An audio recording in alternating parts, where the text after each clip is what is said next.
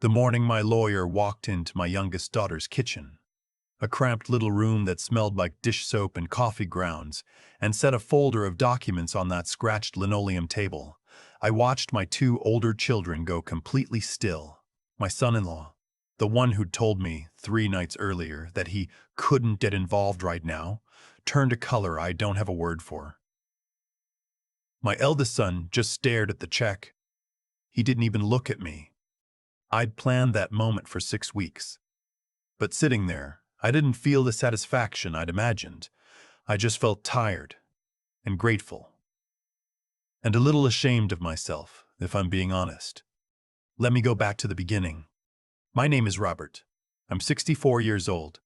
I spent 31 years building a commercial refrigeration business out of a rented garage in Barrie, Ontario. Nothing glamorous. I serviced walk-in coolers for grocery stores, restaurants, arenas, cold, greasy work. My hands looked like a roadmap of a hard life by the time I was 40. But I built something real. By the time I brought in a partner and eventually sold my share of the business, I had done well enough that I never had to work again if I didn't want to. My wife, Patricia, died of a stroke 4 years ago. That's the part of my life I don't talk about easily, so I'll just say that she was the reason any of us were decent people at all, and leave it at that. We had 3 children. My eldest is my son, Nathan.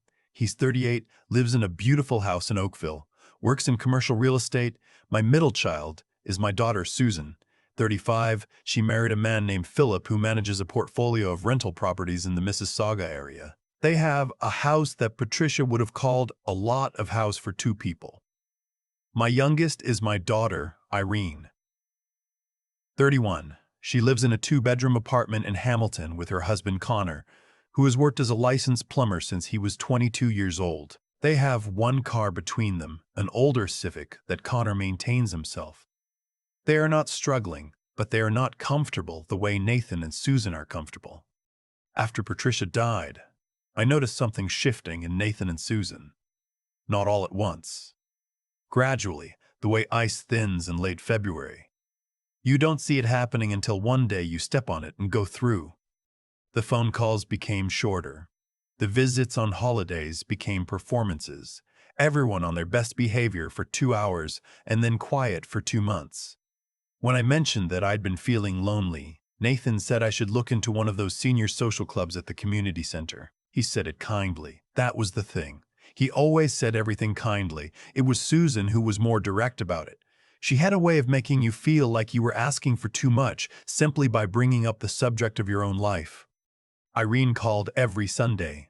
Connor would get on the phone sometimes too, ask me about hockey, ask me if I'd eaten properly that week. Small things, but they added up.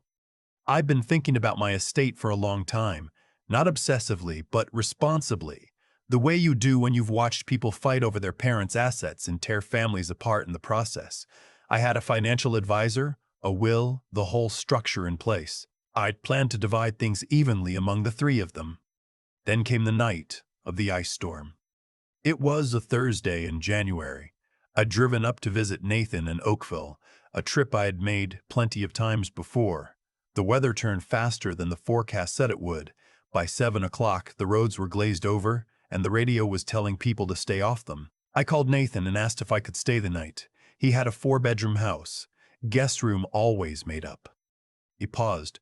That pause told me everything before the words came. He said that Philip and Susan were already there for dinner, and that it was a little awkward with the guest situation, and that maybe I could call a hotel. He offered to pay for it. He said it like that made it fine. I sat in his driveway for a moment after I hung up. The freezing rain ticked against the windshield. I thought about Patricia, about how she would have reacted to that phone call. Then I thought about what I was going to do. I drove to Susan and Philip's instead. Took me 40 minutes on roads that felt like a skating rink. I knocked on their door. Susan answered, and I could see by her face that Nathan had already texted her. She said they'd love to have me, but Connor and Irene were already in the guest room. I knew that wasn't true. I knew it without needing to verify it. I just said, "That's all right, sweetheart," and I walked back to my car. I sat there in that car for a long time. And somewhere in those 30 minutes, an idea came to me. Not a plan yet. Just a question. A terrible, clarifying question. If I had nothing, if the money and the business and the house were gone, who would I be to these people?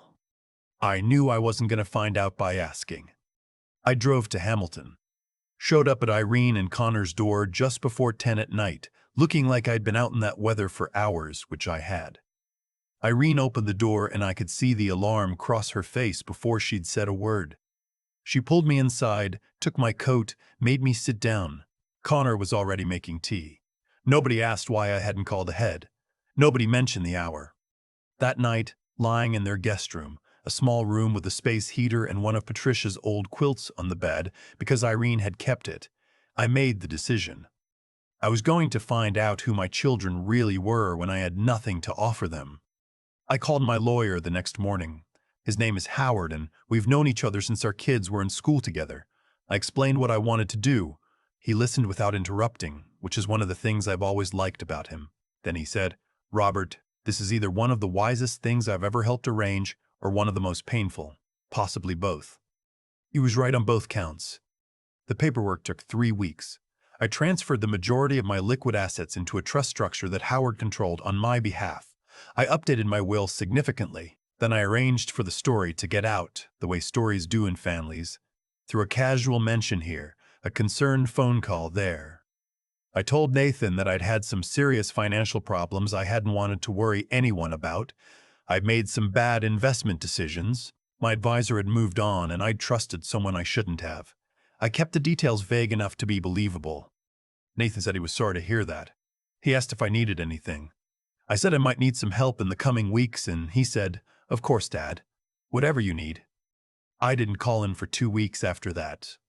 When I finally did, I told him I was in a bad spot. I'd had to let my cleaning service go.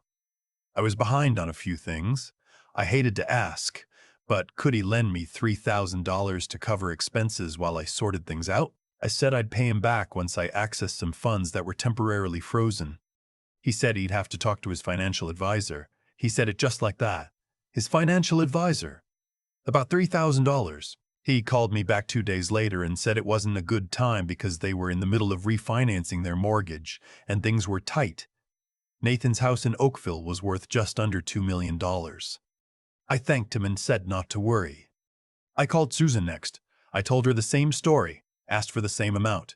She said, and I will not forget this, "Dad, I really think you need to speak to someone about financial planning. Philip and I have worked very hard for what we have." She recommended a credit counseling service in Toronto. She sent me the link by email. It came with a little note that said she loved me and was rooting for me. I went for a walk after that, a long one, along the waterfront in Barrie in February, which tells you something about the state I was in. Then I drove to Hamilton. I didn't call ahead this time either. I just showed up. I told Irene and Connor the same story I told the others, except I let myself look the way I actually felt, which was hollowed out and lost.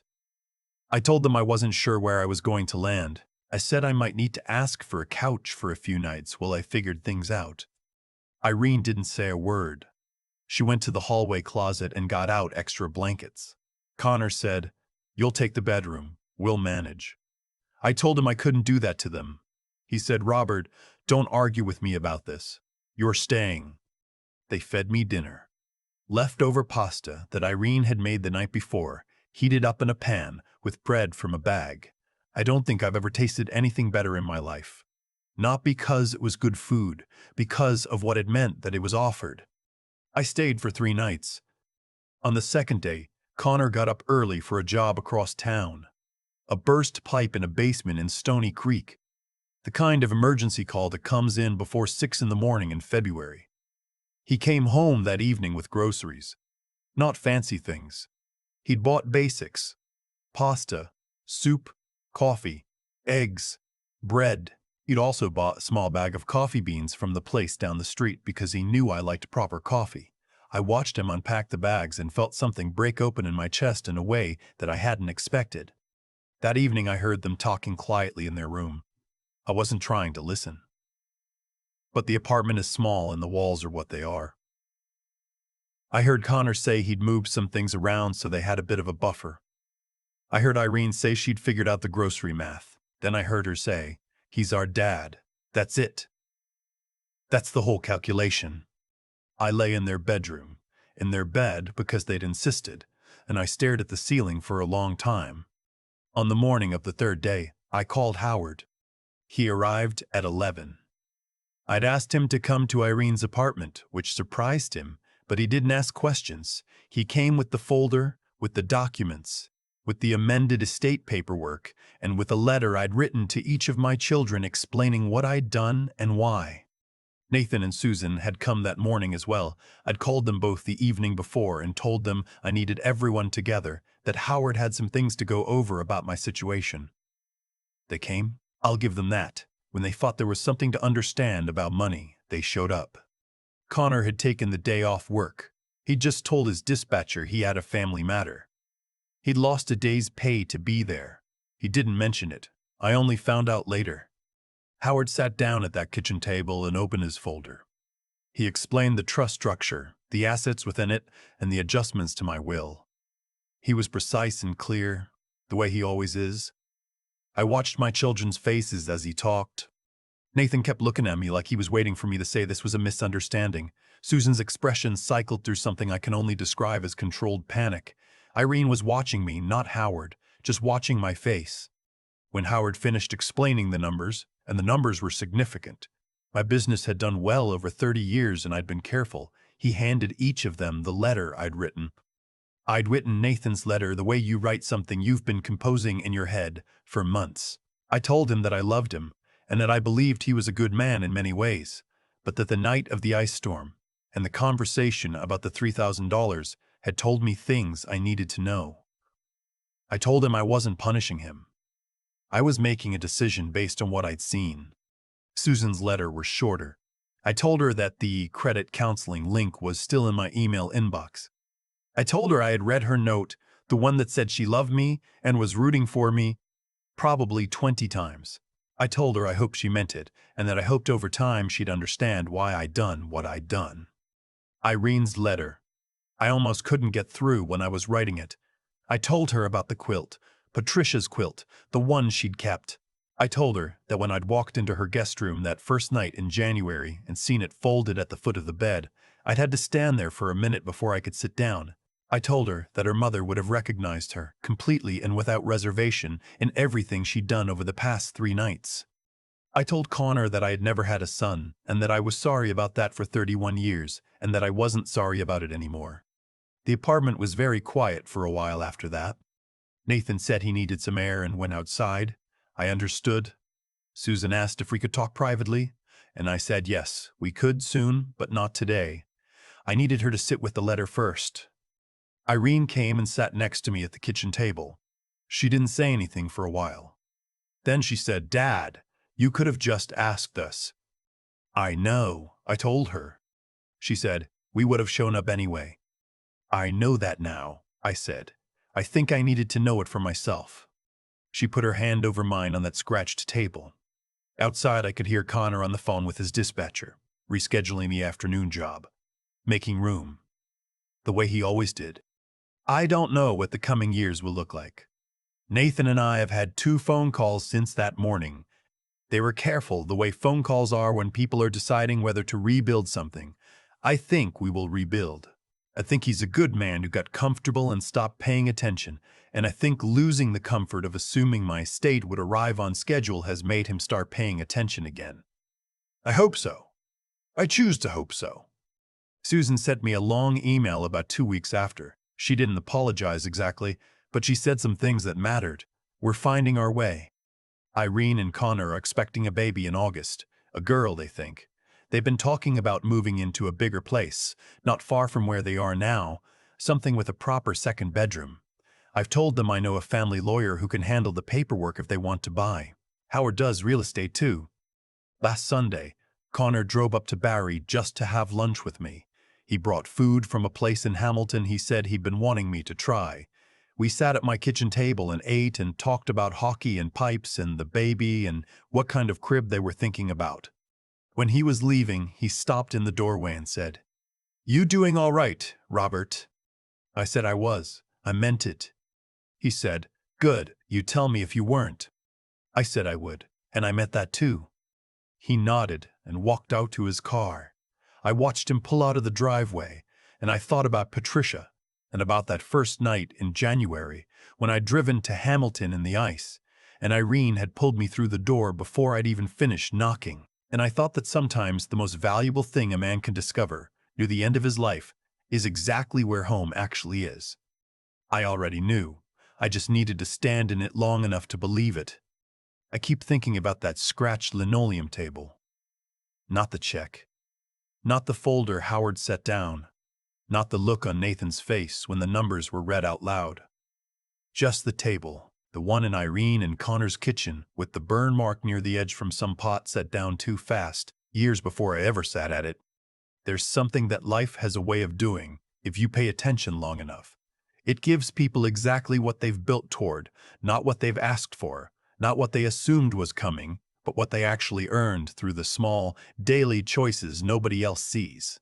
Nathan and Susan built comfort, real, solid, expensive comfort. And when it was tested, comfort is exactly what they protected.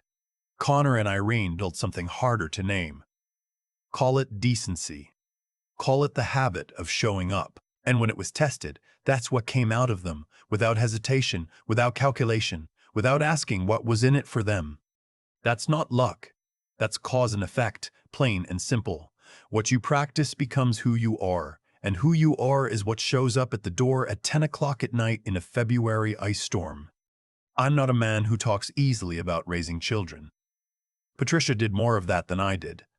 I was working, always working, and I told myself that was its own kind of love. Maybe it was. But sitting in that Hamilton apartment, listening through the wall as my daughter told her husband, "He's our dad," that's the whole calculation. I understood something I hadn't fully understood before. The most important thing I ever gave any of my children wasn't the tuition or the down payment help or the years of dinners. It was the few times I sat with them long enough that they saw what I actually believed. About people. About what you owe the ones who need something from you. Irene caught it. Connor, who I didn't raise, who came into this family as a grown man with his own father's values already in him, caught it too or came to it himself. Nathan and Susan got distracted somewhere along the way, not by bad intentions, just by the slow, quiet comfort of having enough and the gradual forgetting of what it felt like not to. What I know now, at 64, is that a person can be intelligent in all the practical ways, know how to refinance a mortgage, manage a rental portfolio, navigate a career, and still be missing the thing that actually carries you through a life. That thing isn't cleverness. It's the willingness to act rightly when it costs you something real. Connor lost a day's wages to sit at that table. He didn't mention it. That's not a small thing. That's the whole thing.